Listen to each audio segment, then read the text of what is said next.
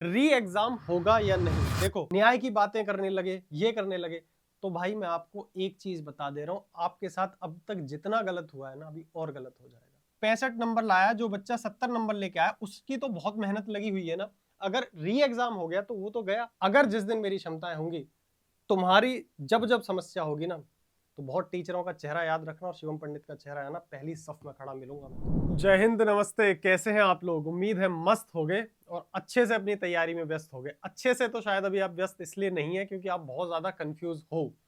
सबसे ज्यादा बच्चे एक चीज पर कमेंट कर रहे हैं कि री एग्जाम होगा या नहीं। इस वीडियो से पहले मैं एक चीज क्लियर कर देता हूं कि भाई मैं उन लोगों में से नहीं हूं कि कोई टॉपिक चल रहा होता है आए और उस पर वीडियो बना दिया। मैं हमेशा देखता हूं कि आपकी जेन्युइन अगर कोई प्रॉब्लम है और मुझे कुछ चीजें बतानी है और इंपॉर्टेंट है, मैं तभी वीडियो बनाता हूं। मैं लिस्ट और बहुत सारी वीडियो बनाने में विश्वास नहीं रखता हूं, क्योंकि आपका आपके टाइम से ज्यादा कुछ भी इंपॉर्टेंट नहीं है। यूट्यूब पे आकर के आप स्ट्रेटेजी वीडियो और फालतू की वीडियो देख करके भी टाइम वेस्ट कर रहे हो, तो वो टाइम वेस्ट ही हो रहा है। आपका टाइम बहुत प्रीशियस है। अब मैं अपनी बात शुरू करता हूं।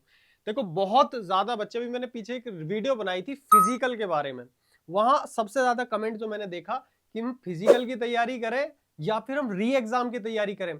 इस उलझन में तुम उलझे हुए हो। इस उलझन से मैं कोशिश करूंगा कि आपको बाहर निकाल के ले आऊं। ध्यान से देखना किन चीजों पे हम बात करेंगे। री एग्जाम होगा या नहीं, अफवाहों, क्या अफवाह उड़ रही है, रिजल्ट कब तक आएगा, ये आप बहुत ज्यादा इस चीज पर विचार कर रहे हो। सबसे पहला पॉइंट है, री एग्जाम होगा या नहीं। देखो, बहुत सारे जो बच्चे हैं ना, वो ऑफेंड होने वाले हैं, वो इस वीडियो को पसंद नहीं करेंगे। बट अगर मेरी राय मानोगे तो मैं सिर्फ ये बताऊंगा कि शायद 1% चांस भी नहीं है कि आपका री एग्जाम होगा। ये चीज आप समझ लेना। री एग्जाम कराना एकदम हलवा नहीं है।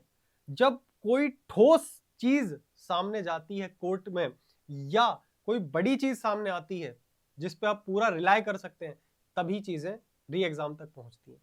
दूसरी चीज ये है, मैं एक एग्जांपल से समझाता हूँ। आप किसी शादी में गए, आपको खाना अच्छा नहीं लगा, मान लेते हैं सब्जी में नमक तेज है, तो इसका मतलब आप ये नहीं कि इस पूरी थाली को उठा के फेंक दोगे, क्योंकि सारी चीजों की गलती नहीं है, एक चीज खराब है, उस चीज को बाहर निकालोगे और उसको ठीक करके लेके आओगे। यही चीज होता है इस एग्जाम में भी। काफी हद तक यही होने की संभावना है आगे अगर हुआ तो।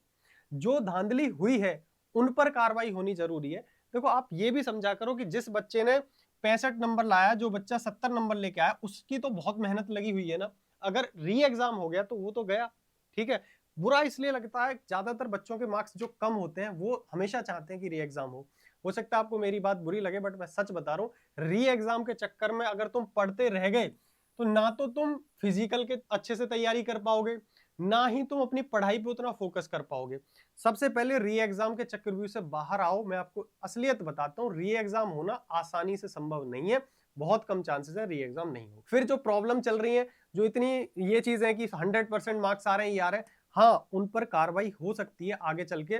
पहले हमने ट्विटर कैंपेन करा, ठीक है, सभी लोगों ने मिलकर सब अच्छे से इसको ट्रेंड भी कराया, बट सच्चाई ये है कि इससे भी कोई रिजल्ट नहीं आया। जब इन चीजों से रिजल्ट नहीं आया और जो स्क्रीनशॉट्स वायरल हो रहे हैं, उनके बेस पर बहुत मजबूती से खड़ा नहीं हुआ जा सकता। तो देखो, आप तैयारी कर रहे हो, मैं इस बात को बहुत अच्छे से समझता हूँ, बहुत गलत हो रहा है, बट क्या कर सकते हैं। या तो सभी लोग बहुत बुरी तरीके से आवाज उठाते रहे, हालांकि आवाज उठाई गई, आपने उसका रिजल्ट भी देखा, नहीं आ रहा रिजल्ट। फिर हम इस समय क्या करें।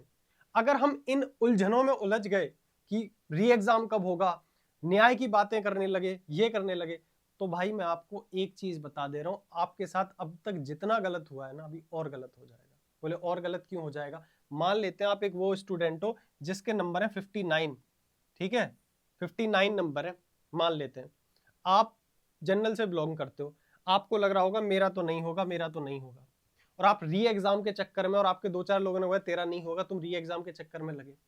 बेहतरीन से आपको नॉर्मलाइजेशन मिल गया। कई बार ऐसा भी होता है कि 7-7 8-8 नंबर के भी नॉर्मलाइजेशन पहले मिले हैं, बट इस बार उतने मिलने की संभावना इसलिए नहीं है, नॉर्मलाइजेशन के मेथड भी चेंज हो गए। इस बार कुछ लोगों के घटेंगे भी और बढ़ेंगे भी। लेकिन मान लेते हैं कि अच्छा नॉर्मलाइजेशन मिला, या आपका किसी तरीके से फिजिकल के लिए आपको बुलाया गया, देन आप क्या करोगे। आप तो री एग्जाम और इन्हीं सब उलझनों में फंसे रहे, आपने तैयारी नहीं करी फिजिकल की, फिर कैसे करोगे। मैं इस वीडियो को बनाने का सिर्फ इतना सा मकसद है, ये अगर री एग्जाम होगा तो सिर्फ तुम अकेले तो नहीं करा सकते हो। री एग्जाम होगा, नहीं होगा, क्या करें क्या नहीं करें, सभी चीजों को थोड़े दिन के लिए साइड करो। सच्चाई ये है कि कभी भी झटका आपको मिल सकता है, रिजल्ट आ सकता है कभी भी। अगर आप मेरे से पूछोगे रिजल्ट आने की संभावना क्या है, मैं तो पहले से बोल रहा हूं कि जनवरी के एंड तक भी रिजल्ट आ सकता है। ज्यादा से ज्यादा खिंचा तो फेब के फर्स्ट वीक तक जाएगा, रिजल्ट बहुत जल्दी आएगा। अगर रिजल्ट डिले होता है तो समझ लेना कि रिजल्ट आने में और फिजिकल की डेट में बहुत ज्यादा डिफरेंस नहीं रहेगा। ये भी आप ध्यान रखना, बहुत कम।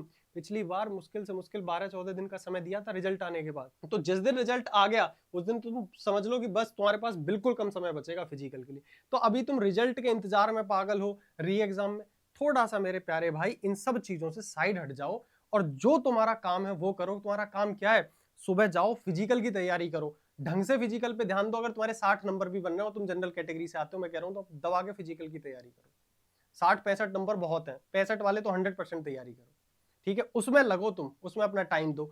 और अगर इन्हीं सब चीजों में हो गए, और एक चीज और बताता हूँ, हर बंदे का जिसका प्री निकलता है, pre in the sense physical के लिए जिसके अच्छे नंबर आते हैं, वो एक काम और गलती करता है, वो पढ़ाई छोड़ देता है।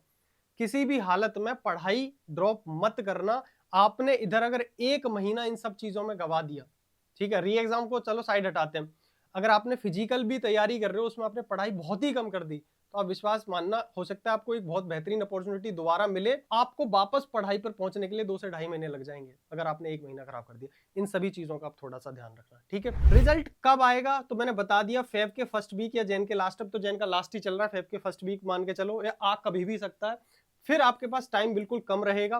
फिजिकल कब होगा अगर मैं बोलूं, मेरे हिसाब से तो मेरे को ऐसा लगता है कि फेब में भी होने की पूरी संभावना है। फेब के लास्ट तक आपका फिजिकल कंडक्ट हो सकता है। अगर डिले हुआ मैक्स टू मैक्स तो मार्च की शुरुआत में जाएगा। अगर आप ये लेके बैठो कि अप्रैल में जाएगा, वहां जाएगा, नहीं नहीं भाई, दिल्ली पुलिस इतना टाइम नहीं देती। इसलिए मैं बार बार बोले जा रहा हूँ, फिजिकल आसान भी नहीं है। आपको लॉन्ग जंप, हाई जंप और सबसे बड़ी चीज 1600 मीटर की रनिंग, अच्छी खासी तैयारी चाहिए। एक एक दिन इन सभी चीजों से बाहर निकल जाओ, रियल एस्पिरेंट बनो। अब हाथ लंबा करके चांद नहीं तोड़ा जा सकता।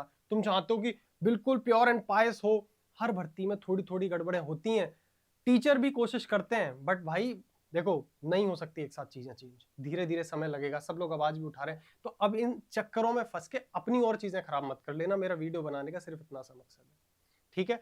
फिर आपको पता चल गया री एग्जाम होगा या नहीं, इस क्वेश्चन को अपने दिमाग से निकाल दो फिलहाल के लिए। नंबर बन रहे तैयारी के, तैयारी में लग जाओ। रिजल्ट कब तक आएगा उसका भी लगभग आइडिया दे दिया है मैंने।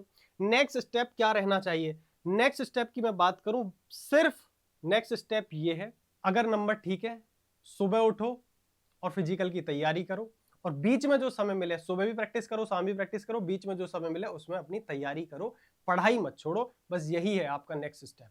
अगर आप ये सोचते हो कि हम ट्यूटर कैंपेन, अगर देखो मैं कैसे समझाऊं कि अब बहुत कम चांसेस है। मैं क्या चाहता हूं कि हो, ये सारी चीजें हो, ट्यूटर कैंपेन हो, हाँ मैं चाहता हूं, बट भाई ना अभी मेरी उतनी रीच है, ना मैं इन बड़ी बड़ी कंपनियों की तरह, बड़े बड़े टीचर्स की तरह सब कुछ कर सकता हूं, ना मेरी उतनी क्षमता है। जैसे तुम हो वैसे तुम्हारा बड़ा भाई तुम्हारे लिए मेहनत करने के लिए तैयार रहता है, जो चीजें पता है उनके लिए काम करने के लिए तैयार रहता है। मैं चाहूं कि हाथ लंबा करके चांद तोड़ दूं, अभी मेरी क्षमताएं नहीं है, ठीक है? अगर जिस दिन मेरी क्षमताएं होंगी, तुम्हारी जब जब समस्या होगी ना, तो बहुत टीचरों का चेहरा याद रखना, और शिवम पंडित का चेहरा है ना, पहली सफ में खड़ा मिलूंगा मैं तुम्हें जब भी कभी समस्या आएगी। अभी उतनी ताकत नहीं है, इसलिए सिर्फ अभी तुम्हारे साथ ये कह सकता हूं कि क्या आने वाले समय में तुम्हें प्रॉब्लम आ सकती है। अगर तुम इन सब चीजों में उलझे रह गए तो टाइम वेस्ट हो जाएगा, इतना तुम ध्यान रखना, ठीक है? नेक्स्ट स्टेप में बस यही है, अपनी तैयारी अभी मजबूत रखो। फिजिकल एकेडमी ज्वाइन करनी है, कैसे करनी है मैंने फिजिकल वाली वीडियो बनाई थी, उस पर जाकर के देख लेना, ठीक है भाई? तब तक अदर वीडियोस में मिलता हूं। भटकना मत, अफवाहों में आओ मत। लोगों ने बहुत ज्यादा ये चीज करा रखी है कि री एग्जाम री एग्जाम री एग्जाम, बहुत कम संभावना है, फिर बोल रहा हूं, भटकना मत, तैयारी पे ध्यान दो, फिजिकल पे ध्यान दो। बहुत ज्यादा जल्दी अब आपका रिजल्ट भी आ जाएगा और आपकी फिजिकल की तैयारी में लगे रहो। तब तक के लिए टाटा बाय बाय, नमस्कार।